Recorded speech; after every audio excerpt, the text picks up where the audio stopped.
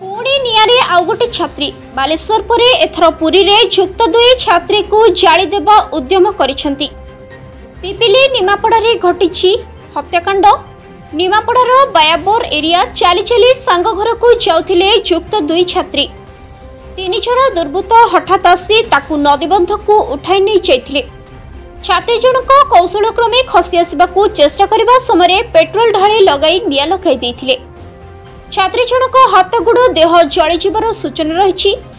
गुरुतर अवस्था छात्री जनक AIIMS hospital रे भर्ती कराଯାଇଛି। दुर्बृत्त को शीघ्र धरिबा पई निर्देश देले उपमुख्यमंत्री प्रभाती परिडा।